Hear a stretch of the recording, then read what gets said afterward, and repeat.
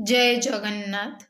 आज आम आलोचना करवा दशम श्रेणी साहित्य सिंधु पुस्तकर अन्य एक प्रबंध जार नाम हेउछि मातृभाषा और लोकशिक्षा। से मातृभाषा और लोकशिक्षा प्रबंधर प्राबंधिक हेउछन्ति कलक बिहारी धल।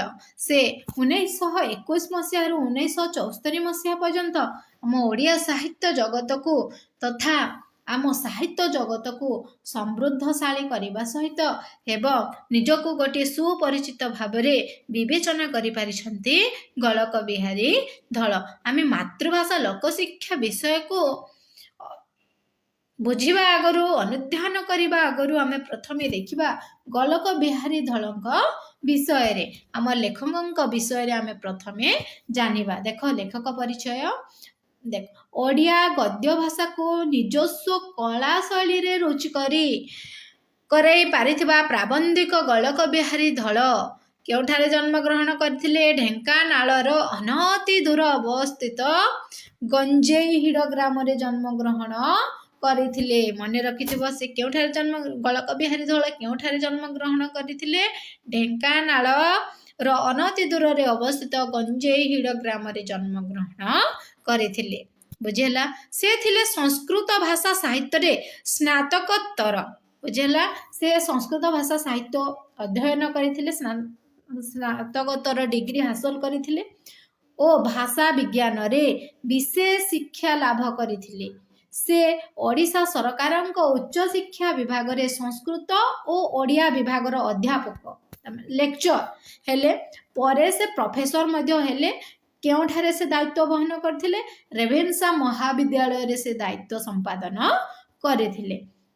इजी भाषा विज्ञानी से थिले, जड़े भाषा विज्ञानी थिले, प्राबंधिक थिले, अनुवादक, भ्रमण साहित्य रचयिता थिले, ता सहित शिशु साहित्य लेखक भावे सुपरिचित मध्य थिले।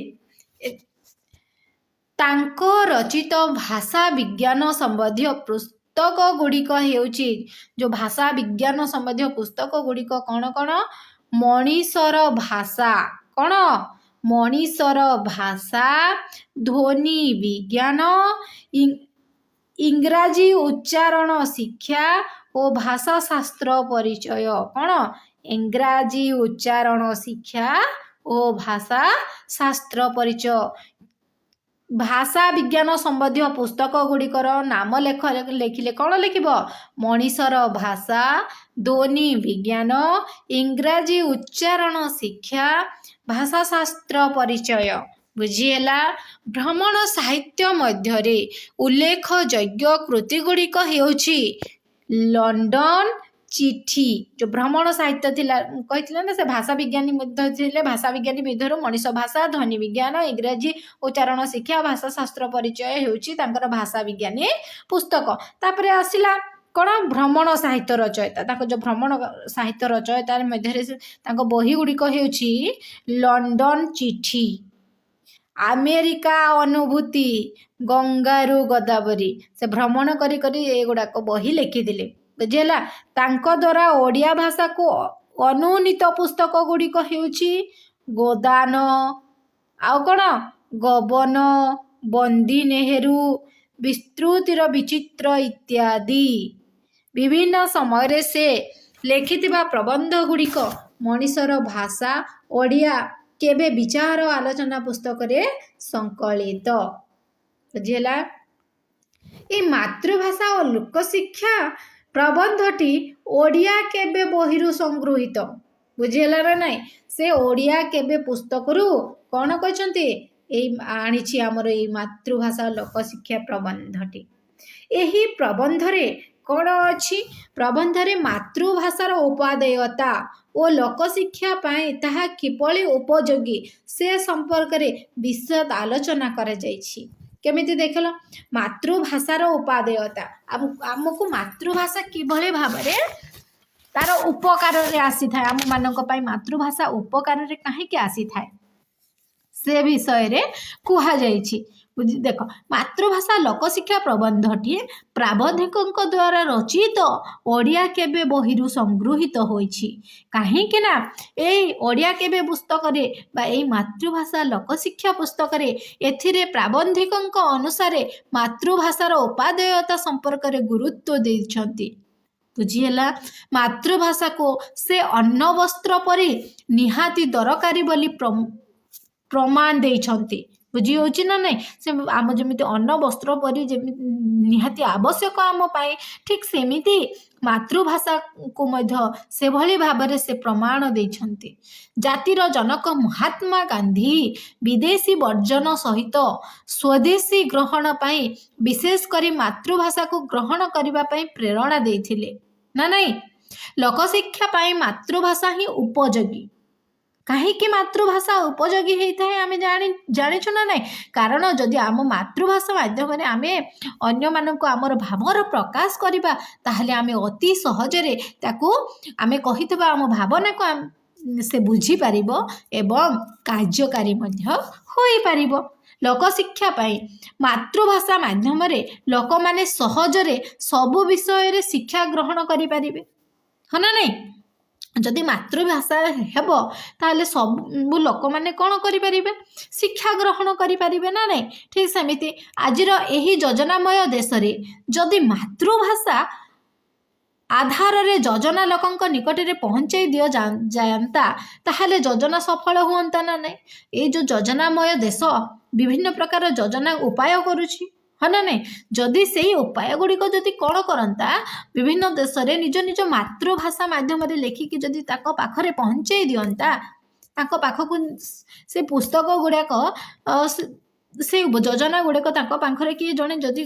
कहंता कि भली भाव में ओडिया भाषा रे जदि कहंता ताहले से सफल गुड़िक ऑटोमेटिकली सफल हो जिवो है ना नहीं से भलिया भाव में से माने कौन करें ताको उपयोगरे करि पारिबे से योजना को तेणु प्राबंधिक कहते जे आंचलिक भाषा उपरे गुरुत्व दे इंग्राजी भाषार आधिपत्य को कमेई देले शासक और शासित मध्य संपर्क निकटतर होई पारिबो जदि आमे से इंग्राजी भाषा को टिके कमेई देबा आम निज मातृभाषा को जदि गुरुत्व देबा ताहले कौन हबो आम जो आम ये भारत वर्ष जो शासक एवं शासित भितर जो पार्थक्य अच्छी से पार्थक्य दूरे जीव तेणु करके प्राबंधिक कौन करिसेंती ए प्रबंधटी माध्यम रे लोक माननकु वार्ता देइछन्ती जे निजर मातृभाषा को प्रथमे ग्रहण कर एवं निज मातृभाषा को प्रथमे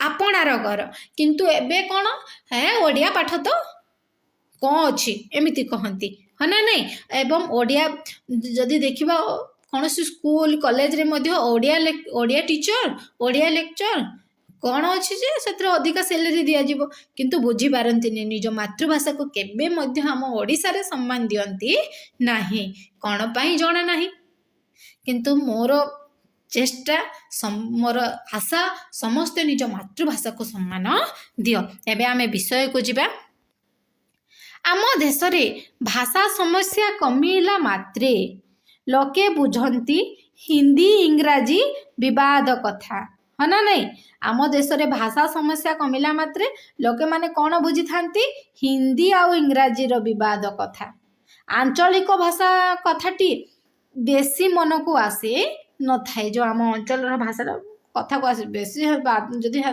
हिंदी रे इंग्राजी रे कहे से बड़ बड़ लुकिया पाठ पढ़ी से भाया समस्त मन भितर चिंताधारा आसी थाए किंतु निजर अंचल भाषाटी को कहीं कौन हृदय को आनी न मन भितर भाभी मध्य पारि न किंतु प्रकृत रे देखा गले आंचलिक भाषा हेउछि जनतार प्रथम प्रयोजन किंतु आमे देखा जदि अनुध्यान करिबा ताहाले जानिबा जे कौन आंचलिक भाषा हेउछि जनतार प्रथम प्रयोजन प्रथम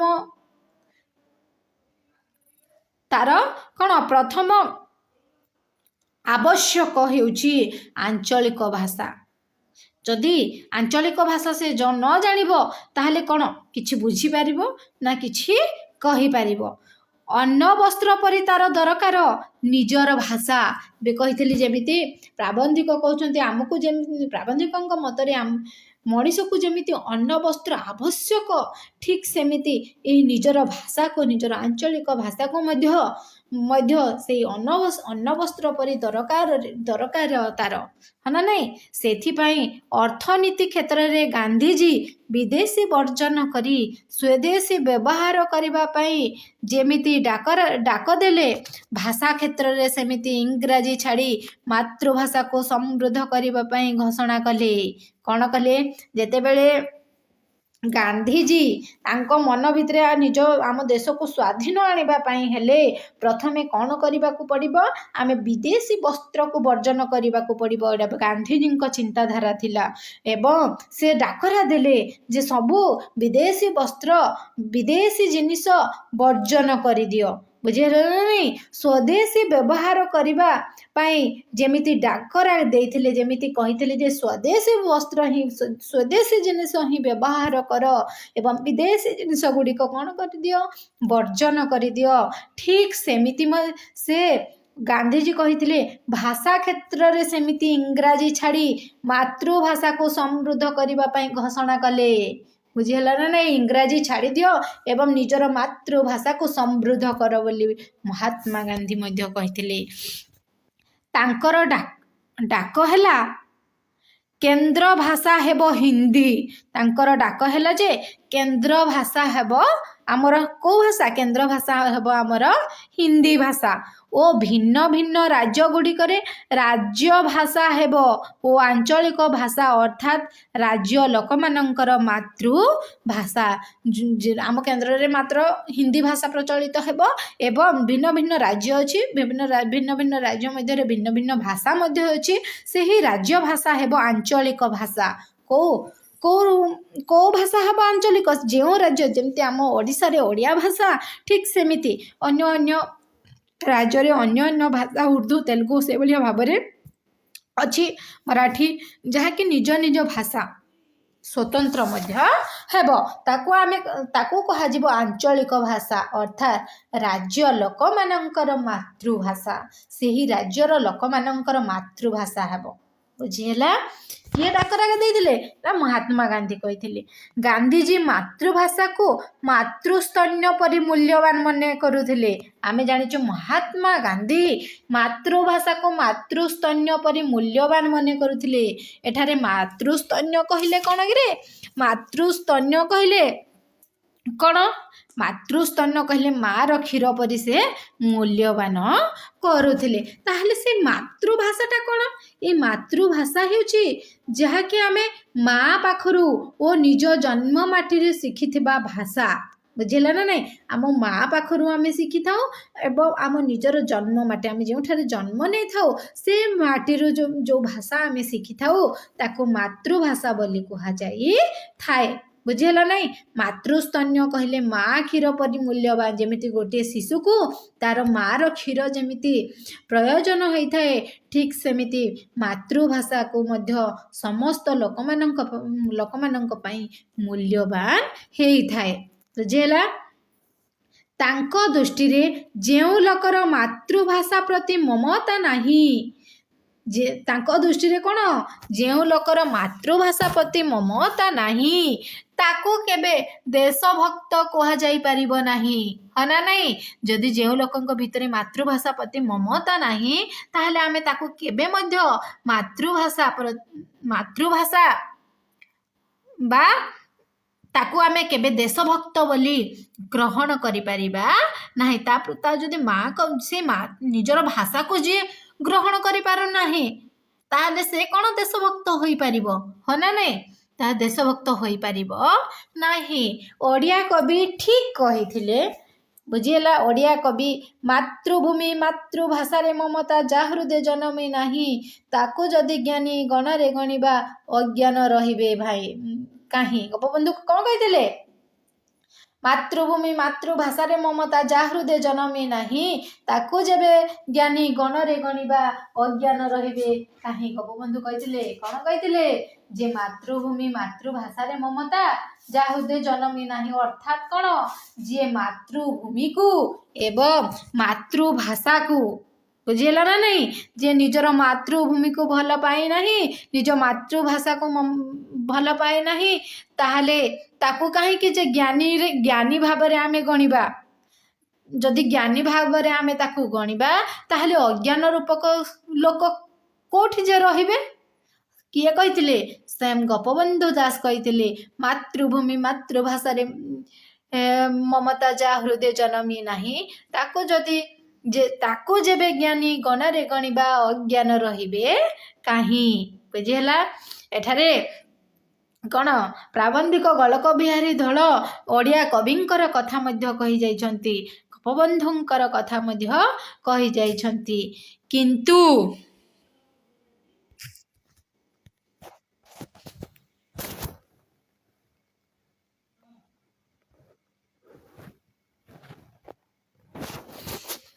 किंतु इंग्रेजी भाषा प्रभाव रे आम देश रे भाषा परिस्थिति एमिति हैला जे मातृभाषा न जानी मध्य लोके हेले ज्ञानी बुझेला ना नहीं किंतु आम ये अंचल आम देश रे कौन हैला इंग्राजी भाषा एते भाव रे प्रभावित हैला एते भाव रे लोक मानक पाखरे पहुँचला एवं लोक माने इंग्राजी भाषा को एते भाव रे ग्रहण कले जे आम देश रे भाषा परिस्थिति एमिति हो गला मातृभाषा न जानी मध्य से माने ज्ञानी हो गले बुझेला ना नहीं मातृभाषा तांको मानंकुरु जाना नहीं किंतु से माने ज्ञानी भाव रे परिचित हो गले एही ज्ञानी लोक मानंकर मातृभाषा अवहेला हैला जाति पक्षरे घोर दुर्भाग्यर कारण कौन है जहाँ को आम ज्ञानी भाव में गणना कलु से ज्ञानी मानक पाखरे मातृभाषा प्रति से माने अवहेलित थिले जहाँ फल आम पक्षरे कौन है आम जाति पक्षरे आम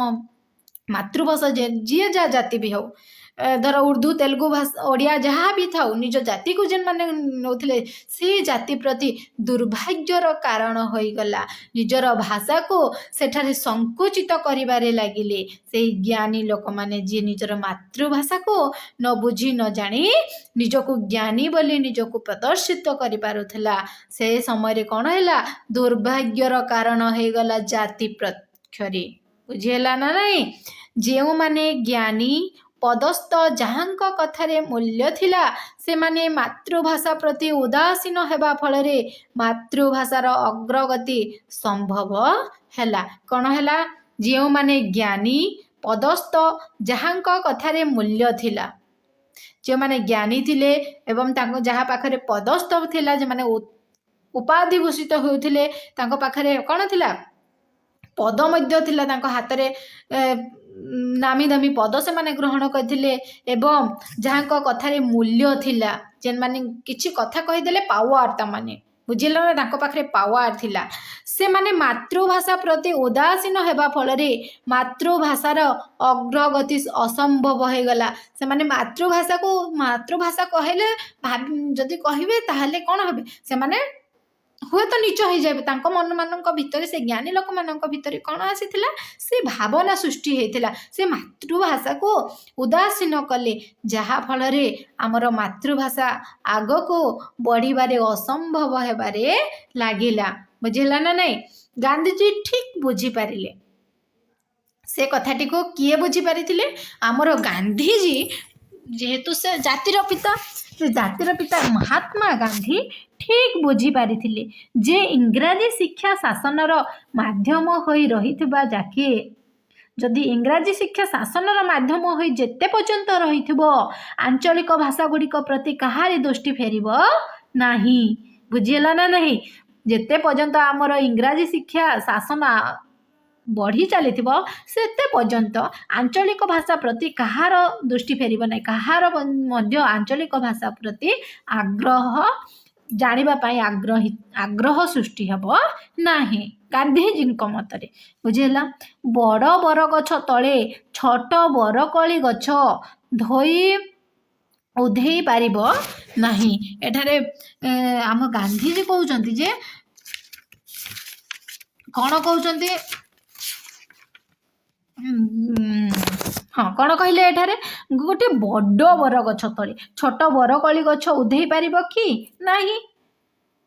ଠିକ୍ ସେଇଭଳି ଏଠାରେ ଭାଷା କହୁଛନ୍ତି କ'ଣ ଇଂରାଜୀକୁ ବଡ଼ ବୋଲି କହିଦେଉଛନ୍ତି ଏବଂ ଆଞ୍ଚଳିକ ଭାଷାକୁ ଛୋଟ ବୋଲି ମାନି ଯାଉଛନ୍ତି। ତେଣୁ ସେ ବଡ଼ ଗଛଟିକୁ ଆମକୁ କ'ଣ କରିବାକୁ ପଡ଼ିବ ମୂଳରୁ କାଟିବାକୁ ପଡ଼ିବ, ଯାହାଫଳରେ ଆମର ସେ ବରକୋଳି ଗଛଟା ଉପରକୁ ଉଠିବାକୁ ଦିଆଯିବ। ବୁଝିହେଲା। ବିଜୁଳି ବତୀ ଜଳୁଥିବା ଯାକେ ଛୋଟ ଦୀପକୁ କେହି ଚାହିଁବେ ନାହିଁ। ଯେ ପର୍ଯ୍ୟନ୍ତ ବିଜୁଳି ବତୀ ଜଳୁଥିବ ସେ ପର୍ଯ୍ୟନ୍ତ ସେଇ ଛୋଟ ଦୀପକୁ ମଧ୍ୟ କେହି ଦେଖିପାରିବେ ନାହିଁ। ଛୋଟରୁ ରକ୍ଷା କରିବାକୁ ହେଲେ ବଡ଼କୁ ବାରଣ କରିବାକୁ ହେବ। ଆମେ ଯଦି ଛୋଟକୁ ଆମ ଛୋଟ ଜିନିଷକୁ ଆମେ ରକ୍ଷା କରିବାକୁ ହେବ, ଛୋଟ ଜିନିଷକୁ ଆମକୁ ପାଇବାକୁ ହେଲେ ଆମ ସେଇ ବଡ଼ ଜିନିଷକୁ କ'ଣ କରିବାକୁ ପଡ଼ିବ ବାରଣ କରିବାକୁ ପଡ଼ିବ, ତାହାକୁ ଏଡ଼େଇ ଦେବାକୁ ପଡ଼ିବ। ଠିକ୍ ବାଣିଜ୍ୟ ବ୍ୟବସାୟ କ୍ଷେତ୍ରରେ ଯେମିତି ହୋଇଛି, ଯେମିତି ବାଣିଜ୍ୟ ବ୍ୟବସାୟ କ୍ଷେତ୍ରରେ କିଛି ବଡ଼ ଜିନିଷ ପାଇବାକୁ ହେଲେ ଛୋଟ ଜିନିଷକୁ ଏଡ଼େଇବାକୁ ପଡ଼ିଥାଏ, ଠିକ୍ ଛୋଟ ଜିନିଷ ପାଇବାକୁ ହେଲେ ବଡ଼ ଜିନିଷକୁ ଏଡ଼େଇବାକୁ ପଡ଼ିଥାଏ। ଠିକ୍ ସେଇଭଳି ଭାବରେ ବୁଝିହେଲା। ଦେଶର କ୍ଷୁଦ୍ର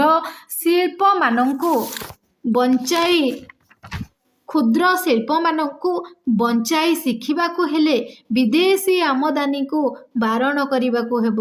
କ'ଣ ହେଇଛି ଦେଖ, ଦେଶର କ୍ଷୁଦ୍ର ଶିଳ୍ପମାନଙ୍କୁ ବଞ୍ଚାଇବାକୁ ହେଲେ ଆମ ଯେଉଁ ଦେଶର କ୍ଷୁଦ୍ର ଶିଳ୍ପମାନେ ଅଛି ସେମାନଙ୍କୁ ବଞ୍ଚାଇବାକୁ ହେଲେ ବିଦେଶରୁ ଆସୁଥିବା ଆମଦାନୀକୁ ବାରଣ କରିଦେବାକୁ ପଡ଼ିବ, ଆମକୁ ପରିତ୍ୟାଗ କରିଦେବାକୁ ପଡ଼ିବ। ସେହି ଦୃଷ୍ଟିରୁ ବିଚାର କଲେ ଇସ୍ରାଏଲର ଆଧୁନିକ ହିବ୍ରୁ ଭାଷା ଏକ ପ୍ରକୃଷ୍ଟ ଉଦାହରଣ। କ'ଣ ଆମେ ଦୃଷ୍ଟିରୁ ବିଚାର କରିବାକୁ ପଡ଼ିବ ଯେ ଇସ୍ରାଏଲର ଆଧୁନିକ ଭାଷା ହେଉଛି ହିବ୍ରୁ ଭାଷା। ବୁଝିହେଲା। ଏଇଟା ମଧ୍ୟ ମୋଷ୍ଟ ଇମ୍ପୋର୍ଟାଣ୍ଟ କ୍ୱେଶ୍ଚିନ୍ଟିଏ। ଇସ୍ରାଏଲର ଆଧୁନିକ ଭାଷାର ନାମ କ'ଣ? ଇସ୍ରାଏଲର ଆଧୁନିକ ଭାଷାର ନାମ ହେଉଛି ହିବ୍ରୁ ଭାଷା। ଏହା ଗୋଟେ ପ୍ରକୃଷ୍ଟ ଉଦାହରଣ, କାରଣ ହିବ୍ରୁ ଭାଷା ମୃତପ୍ରାୟ। ବୁଝିହେଲା ନା ନାଇଁ। ଏଇ ହିବ୍ରୁ ଭାଷାଟି କ'ଣ ମୃତପ୍ରାୟ, ମରିବା ଅବସ୍ଥାରେ ଥିଲା। ବୁଝିହେଲା ନା ନାହିଁ। ତାକୁ ସେଇ ଅଞ୍ଚଳର ଲୋକମାନେ ଏବେ ଇସ୍ରାଏଲର ରାଜ୍ୟ ଭାଷା ପରିଣତ ହୋଇଛି, ଉଠେଇଛନ୍ତି ଏବଂ ତାକୁ ଇସ୍ରାଏଲର ରାଜ୍ୟ ଭାଷା ଭାବରେ ପରିଣତ କରେଇଛନ୍ତି। ବୁଝିହେଲା ନା ନାହିଁ। ଏଇ ହିବ୍ରୁ ଭାଷା ହେଉଛି ଗୋଟିଏ ଜ୍ୱଳନ୍ତ ଉଦାହରଣ। ଆମକୁ ବଡ଼ ଭାଷାକୁ ପରିତ୍ୟାଗ କରିବାକୁ ପଡ଼ିବ, ଆମ ନିଜସ୍ୱ ଯେଉଁ ଛୋଟ ଭାଷାକୁ ଆମେ ଗ୍ରହଣ କରିବାକୁ ପଡ଼ିବ ଏବଂ ତାକୁ ବଡ଼ରେ ପରିଣତ କରିବାକୁ ପଡ଼ିବ ବୋଲି ପ୍ରାବନ୍ଧିକ ଏଠାରେ କହିଦେଉଛନ୍ତି। ସେଠି ହିବ୍ରୁକୁ ଉଠାଇବା ପାଇଁ ଅନ୍ୟ ଭାଷା ବିରୋଧରେ ପ୍ରଚାର ପର୍ଯ୍ୟନ୍ତ କରାଗଲା। କ'ଣ ସେ ଯେଉଁ ଇସ୍ରାଏଲରେ କ'ଣ କରାଗଲା, ହିବ୍ରୁ ଭାଷାକୁ ଉଠାଇବା ପାଇଁ ଅନ୍ୟ ଭାଷା ବିରୋଧରେ ପ୍ରଚାର ପର୍ଯ୍ୟନ୍ତ କରାଗଲା। ଅନ୍ୟ ଭାଷା ବିରୋଧରେ ପ୍ରଚାର ମଧ୍ୟ କଲେ। ବୁଝିଲା। ବିରୋଧରେ ସେମାନେ ପ୍ରଚାର କଲେ ଏବଂ ସ୍କୁଲରେ ପିଲାମାନଙ୍କୁ ରୀତିମତ ଶିକ୍ଷା ଦିଆଗଲା ଯେ ବିଦେଶୀ ଭାଷା ବ୍ୟବହାର କରିବା ଭୁଲ। ସେଇ ଯେଉଁ ଇସ୍ରାଏଲରେ କ'ଣ କଲେ, ପିଲାମାନଙ୍କୁ ଶିକ୍ଷା ମଧ୍ୟ ଦେଲେ ଯେ କ'ଣ ଶିକ୍ଷା ଦେଲେ ଯେ ବିଦେଶୀ ଭାଷା ବ୍ୟବହାର କରିବା ସମ୍ପୂର୍ଣ୍ଣ ରୂପରେ ଭୁଲ। ସେମାନେ ସେଇ ହିବ୍ରୁ ଭାଷାକୁ ଗ୍ରହଣ କର ବୋଲି ସମସ୍ତଙ୍କୁ ଆହ୍ୱାନ ଦେଲେ। ଫଳରେ ଫ୍ରେଞ୍ଚ, ଜର୍ମାନୀ, ପୋଲିଶ ପ୍ରଭୃତି ଯେଉଁ ଭାଷା ସବୁ ହିବ୍ରୁ ସାଙ୍ଗରେ ପ୍ରତିଯୋଗିତା କରୁଥିଲେ, କାଳକ୍ରମେ ସେମାନେ କ'ଣ ହେଇଗଲେ, ପଛରେ ପଡ଼ିଗଲେ। ହଁ ନା ନାଇଁ। କାଳକ୍ରମେ ସେମାନେ କ'ଣ ହେଇଗଲେ, ପଛରେ ପଡ଼ିଗଲେ ଓ ଖୁବ୍ ଅଳ୍ପ ସମୟ ଭିତରେ କ'ଣ କଲେ, ଖୁବ୍ ଅଳ୍ପ ସମୟ ଭିତରେ ଶତକଡ଼ା 80 ଜଣ ଲୋକ ହିବ୍ରୁରେ କାମ ଚଳାଇବା ପାଇଁ ଉପଯୁକ୍ତ ହେଲେ। କେତେ ଜଣ ଲୋକ? ଶତକଡ଼ା 80 ଜଣ ଲୋକ। କେତେ ଭାଗ? 80 ଭାଗ ହିବ୍ରୁରେ କାମ ଚଳାଇବା ପାଇଁ ଉପଯୁକ୍ତ ହୋଇଗଲେ।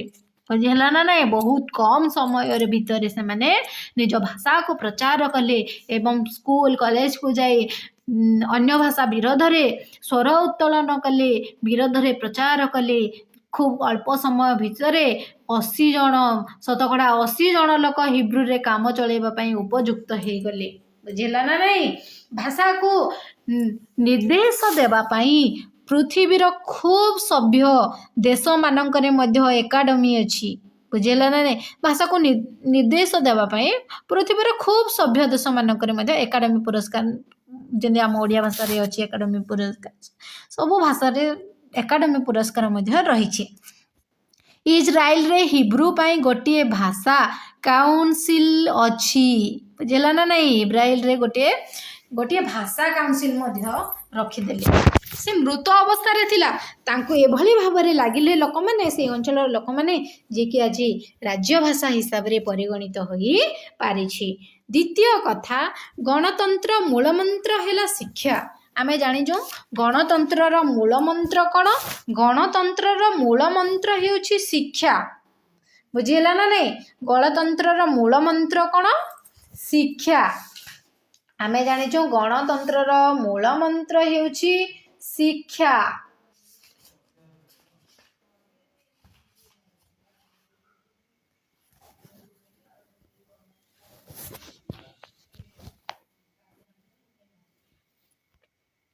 ପ୍ରତ୍ୟେକ ଭୋଟର ଉପଯୁକ୍ତ ଶିକ୍ଷା ନ ପାଇବା ପର୍ଯ୍ୟନ୍ତ ଗଣତନ୍ତ୍ର ସଫଳ ହୋଇପାରିବ ନାହିଁ।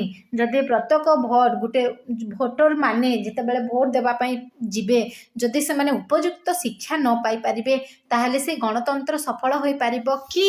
ସଫଳ ହୋଇପାରିବ ନାହିଁ। ପ୍ରାବନ୍ଧିକ ମଧ୍ୟ ତାହା ସୂଚନା ଦେଇଛନ୍ତି। ସମୂହ ଜନତାକୁ ଅଳ୍ପ ସମୟ ଭିତରେ ଶିକ୍ଷିତ କରିବାକୁ ହେଲେ ମାତୃଭାଷା ହିଁ ସର୍ବୋତ୍କୃଷ୍ଟ ମାଧ୍ୟମ। କ'ଣ? ଆମ ସମସ୍ତ ଜନତାଙ୍କୁ ଅଳ୍ପ ସମୟ ଭିତରେ ଶିକ୍ଷିତ କରିବାକୁ ହେଲେ, ବୁଝିହେଲା ନା ନାଇଁ, କ'ଣ ସର୍ବୋତ୍କୃଷ୍ଟ ମାଧ୍ୟମ? ପ୍ରକୃତ ମାଧ୍ୟମ କ'ଣ ହେବ? ମାତୃଭାଷା ହିଁ ହେବ। ବୁଝିହେଲା? ମାତୃଭାଷା ହିଁ ହେବ। ସର୍ବୋତ୍କୃଷ୍ଟ ମାଧ୍ୟମ ହେଉଛି, ସବୁଠାରୁ ଭଲ ମାଧ୍ୟମ ହେଉଛି କ'ଣ? ସର୍ବୋତ୍କୃଷ୍ଟ କହିଲେ କ'ଣ? ସବୁଠାରୁ ଭଲ ମାଧ୍ୟମ ହେଉଛି କ'ଣ? ମାତୃଭାଷା। ବିଦେଶୀ ଭାଷାରେ ସମୂହ ଶିକ୍ଷାର ଉଦାହରଣ ପୃଥିବୀରେ କେଉଁଠି ବୋଧ ହୁଏ ନାହିଁ। କ'ଣ? ବିଦେଶୀ ଭାଷାରେ ସମୂହ ଶିକ୍ଷାର ଉଦାହରଣ ପୃଥିବୀରେ କୌଣସି ସ୍ଥାନରେ ନାହିଁ ବୋଲି କହିଛନ୍ତି। ସେଥିପାଇଁ ଇଂରେଜୀ ଶିକ୍ଷା ଏ ଦେଶରେ 150 ବର୍ଷ ହେଲା ଚାଲିଥିଲେ ମଧ୍ୟ ଶତକଡ଼ା 1.5 ଜଣ ଭାରତୀୟ ବି ଇଂରେଜୀ ଶିଖିପାରି ନାହାନ୍ତି। ବିଦେଶୀ ଭାଷାର ସମୂହ ଶିକ୍ଷା ଉଦାହରଣ ପୃଥିବୀରେ କେଉଁଠି ବୋଧ ହୁଏ ନାହିଁ। ଉଦାହରଣ ପୃଥିବୀରେ କୌଣସି ସ୍ଥାନରେ ଇଂରାଜୀ ଶିକ୍ଷାର ଉଦାହରଣ ନାହିଁ। ବୁଝିହେଲା ନା ନାଇଁ। ସେଥିପାଇଁ ଇଂରେଜୀ ଶିକ୍ଷା ଏ ଦେଶରେ 1.5 ବର୍ଷ ହେଲାଣି ଚାଲିଛି, କିନ୍ତୁ ଶତକଡ଼ା 1.5 ଜଣ ଭାରତୀୟ ବି ଇଂରାଜୀ ଶିଖିପାରି ନାହାନ୍ତି। ବୁଝିହେଉଛି କାହିଁକି?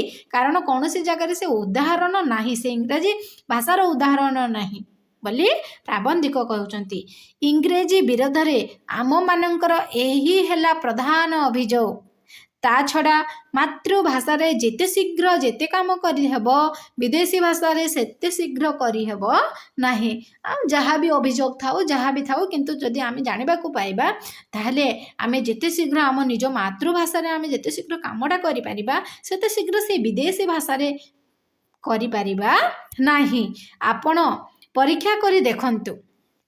ଏଠାରେ ପ୍ରାବନ୍ଧିକ କହୁଛନ୍ତି ପ୍ରତ୍ୟେକ ଶିକ୍ଷାର୍ଥୀମାନଙ୍କୁ ଯେ 100 ପୃଷ୍ଠାର ଓଡ଼ିଆ ବହି ପଢ଼ିବା ପାଇଁ ଆପଣଙ୍କୁ କେତେ ସମୟ ଲାଗିବ ଓ ସେତିକି ପୃଷ୍ଠାର ଇଂରାଜୀ ପଢ଼ିବା ପାଇଁ କେତେ ସମୟ ଲାଗେ ଓ ତାପରେ କେତେ ଅଧିକ ମାନସିକ ପରିଶ୍ରମ କରିବାକୁ ପଡ଼େ।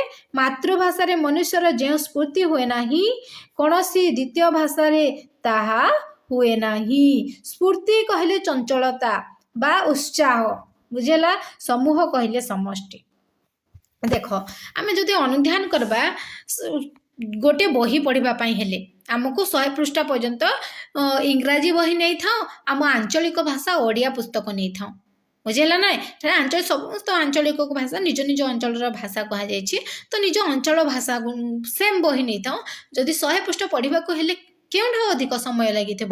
ଇଂରାଜୀଟା ଅଧିକ ସମୟ ଲାଗିବ ଏବଂ ଆମ ଦିମାଗ ମଧ୍ୟ ସେଠାରେ ଅଧିକ ସମୟ ରହିବ ନା ନାଇଁ। ଆମକୁ ବୁଝିବା, ତାକୁ ଜାଣିବା, ସବୁକିଛି ଅଧିକ ସମୟ ଲାଗିବ ଏବଂ ବହୁତ ପରିଶ୍ରମ କରିବାକୁ ପଡ଼ିବ। କିନ୍ତୁ ଯଦି ଆମ ମାତୃଭାଷାରେ ଆମେ ତାହା କରିବା, ପଢ଼ିବା, ତାହେଲେ ଅତି ସହଜରେ ଏବଂ ଆମକୁ ପଢ଼ିବା ପାଇଁ ଆଗ୍ରହ ମଧ୍ୟ, ସ୍ଫୂର୍ତ୍ତି ମଧ୍ୟ ସୃଷ୍ଟି ହେବ ଆମ ମନ ଭିତରେ, है ना नहीं जो स्फूर्ति हुए अन्य कौन द्वितीय भाषा ता हुए नहीं जो जब गोटे बही पढ़ापी जमी मातृभाषा प्रति आमर आग्रह सृष्टि हुए अन्य कौन द्वितीय भाषा आग्रह सृष्टि हे कि आग्रह सृष्टि हे ना प्राबंधिक मतरे भारतर जड़े विशिष्ट लेखक श्रीजुक्त अन्नदाशंकर राय आमे विषय जाचु किए अन्नदाशंकर राय विषय जी कि जड़े प्रख्यात लेखक एवं से ढेंकानाल रे जन्म होई से क्योंठारे जन्म होइतिले ढेंकानाल ठारे जन्म होई आईसीएस हेबा पर्यंत ओडिशा रे जीवन काटिथिले केते ढेंकानाल रे जन्म हेले आईसीएस हेबा पर्यंत से ओडिशा रे रहिले से ओडिया कहूथिले ओडिया रे लेखुथिले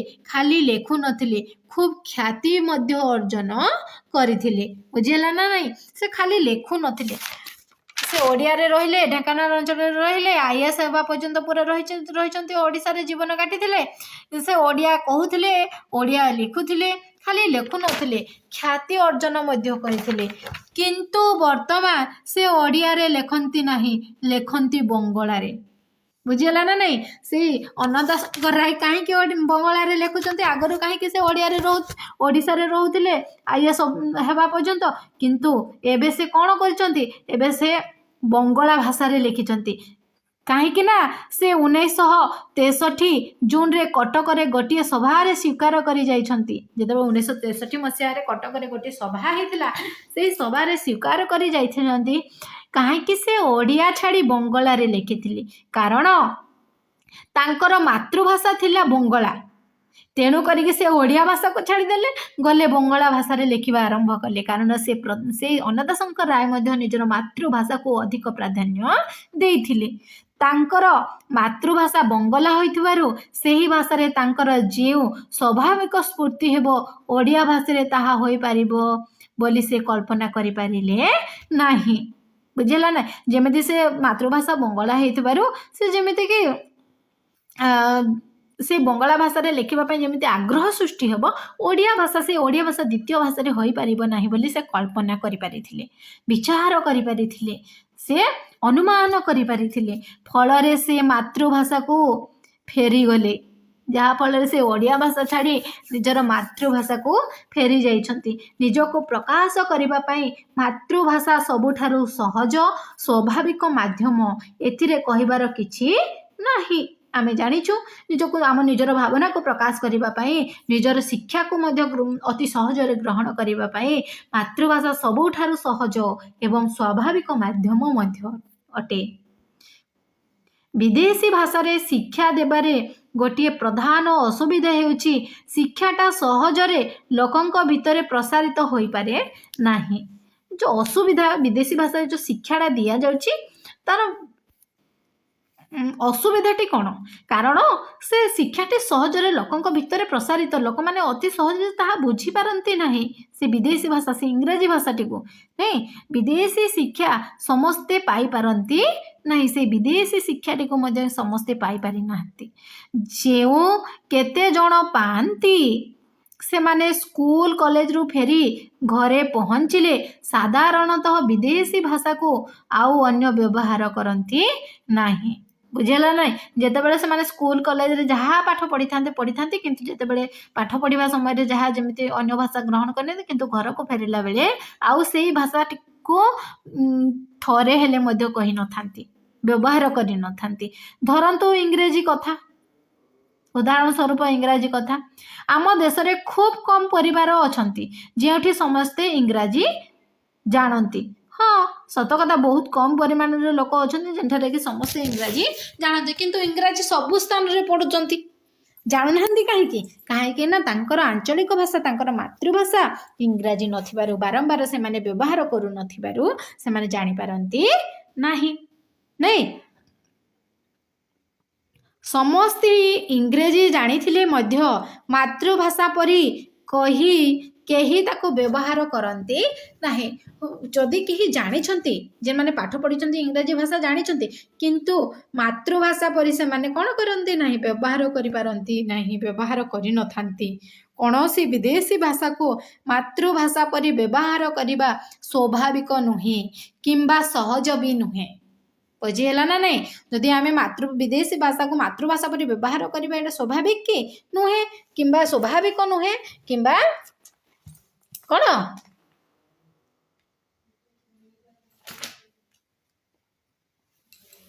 ସ୍ୱାଭାବିକ ନୁହେଁ କି କୌଣସି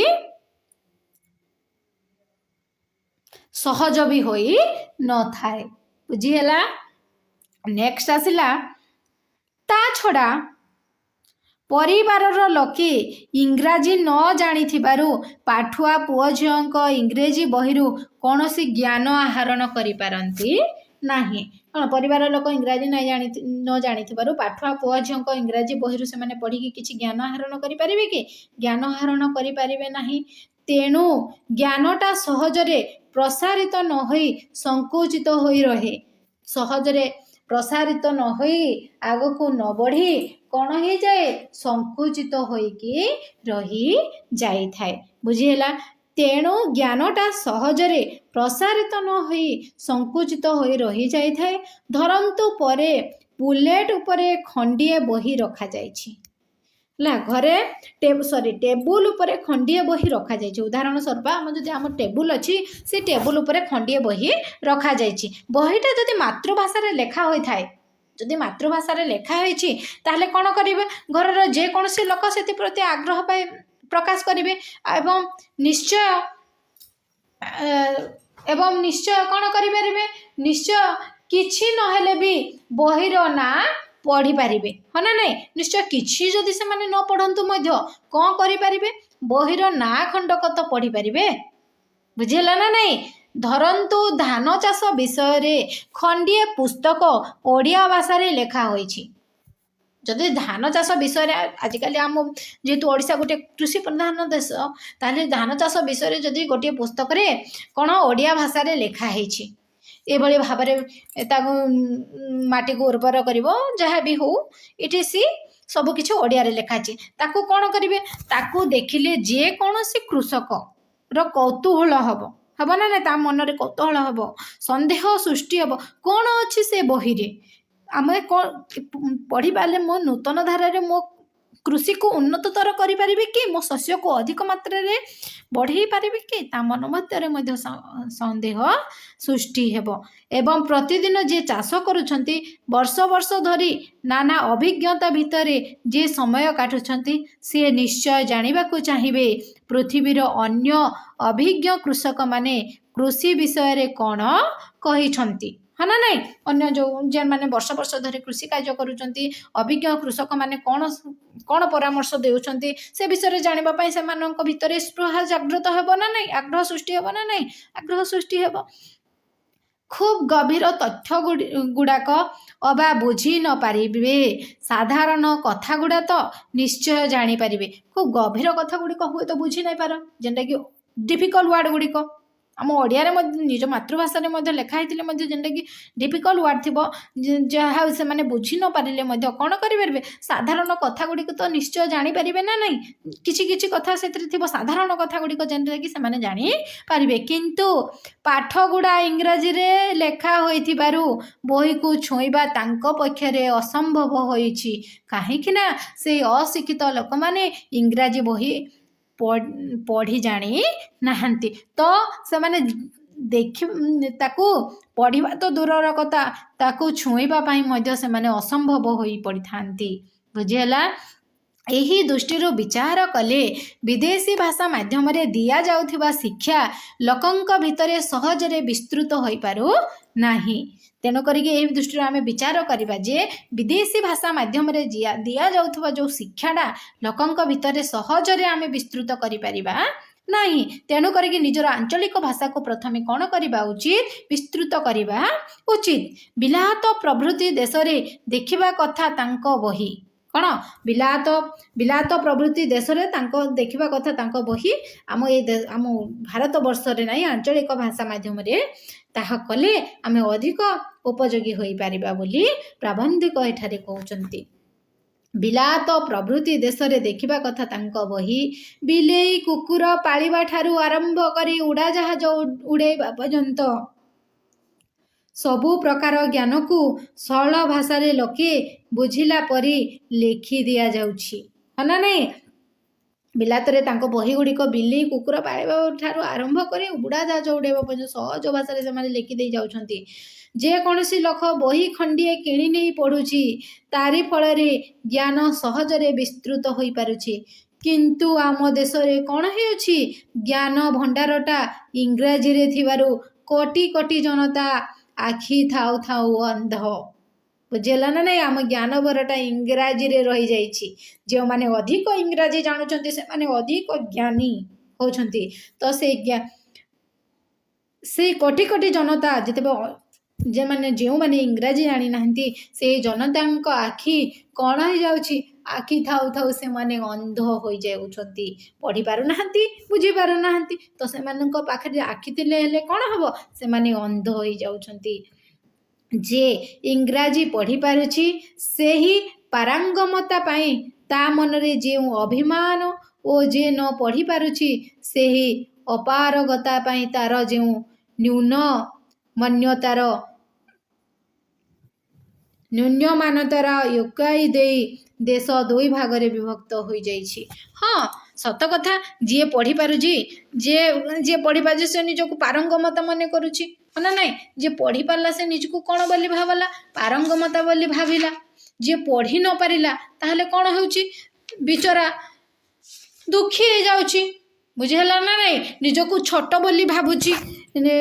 କେମିତି? ପାରଙ୍ଗମତା ଯେମାନେ ପୁରା ମୁଁ ସବୁ ପାରୁଛେ, ବୁଝିହେଉଛି ନା ନାହିଁ? ସେ ଯିଏ ପଢ଼ିପାରୁଛି ସେ ନିଜକୁ ଉଚ୍ଚ ବୋଲି ଭାବୁଛି, ଶିକ୍ଷିତ ବୋଲି ଭାବୁଛି। ଯିଏ ପଢ଼ି ନ ପାରୁଛି ତା ମନରେ ନ୍ୟୁନମନ୍ୟତା ଜାଗ୍ରତ ହେଉଛି। କାରଣ ନିଜକୁ ଛୋଟ ବୋଲି ସିଏ ଭାବୁଛି। ବୁଝିହେଉଛି ନା ନାହିଁ? ୟାକୁ ନେଇ ଦେଶ ଦୁଇ ଭାଗରେ ବିଭକ୍ତ ହେଲା। ଯେମାନେ ପଢ଼ିପାରୁଥିବା ଏବଂ ପଢ଼ି ନ ପଢ଼ିପାରୁଥିବା। ବୁଝିହେଲା ନା ନାହିଁ? ସେଇ ତା ଅପାରଗତା ସେ ପାରିବା ନାହିଁ, ନ ପାରିବାରୁ ସେ ନିଜକୁ ଛୋଟ ବୋଲି ଭାବିଲା। ତେଣୁ କରିକି ଏହାକୁ ଦେଶକୁ ଦୁଇ ଭାଗରେ ବିଭକ୍ତ କରାଗଲା। ବୁଝିହେଲା ନାହିଁ? ପ୍ରଥମଟି ହେଲା ପାଠୁଆ ଓ ପାଠୁଆ। କ'ଣ? ପାଠୁଆ ଓ ପାଠୁଆ ଭାବରେ ଦୁଇ ଭାଗରେ ବିଭକ୍ତ କରାଗଲା। ଏକା ଘର ଭିତରେ ଉଠିଛି ଅଦୃଶ୍ୟ ପାଚେରୀ। ଏକା ଘର ଭିତରେ ଉଠିଛି କ'ଣ? ଅଦୃଶ୍ୟ ପାଚେରୀ। ଗୋଟେ ଘର ଭିତରେ କ'ଣ? ଅଦୃଶ୍ୟ ପାଚେରୀ ଉଠି ଯାଇଛି, ଯାହା ଦେଖାଯାଉ ନାହିଁ। ଅଦୃଶ୍ୟ କହିଲେ ଦେଖାଯାଉ ନାହିଁ। ସେ ପାଚେରୀଟି କ'ଣ? ଆଖିକୁ ଦେଖାଯାଉ ନାହିଁ, କିନ୍ତୁ ଉଠି ଯାଇଛି ଆମ ଦେଶରେ ପାଠୁଆ ଓ ପାଠୁଆ ଭିତରେ। ବିଦେଶୀ ମାଧ୍ୟମରେ ଏହି ଅପ୍ରାକୃତିକ ପାଚେରୀକୁ ଭାଙ୍ଗିବା ପାଇଁ ପ୍ରଥମେ ପ୍ରୟାସ କରିଥିଲେ ସେହି ଅଦୃଶ୍ୟ ଦ୍ରଷ୍ଟା ଗାନ୍ଧିଜୀ। ବୁଝିହେଲା ନା ନାହିଁ? ଏହି ବିଦେଶୀ ମାଧ୍ୟମର ଏହି ଅପ୍ରାକୃତିକ ପାଚେରୀକୁ ଭାଙ୍ଗିବା ପାଇଁ ପ୍ରଥମେ ଚେଷ୍ଟା କରିଥିଲେ କିଏ? ଗାନ୍ଧିଜୀ। ବୁଝିହେଲା? ପ୍ରଥମେ ଚେଷ୍ଟା କିଏ କରିଥିଲେ? ଗାନ୍ଧିଜୀ। ଆମେ ନେକ୍ସଟ ଭିଡ଼ିଓରେ ଆଉ ଗୋଟେ ପାର୍ଟରେ ଆମେ ଆସିବା।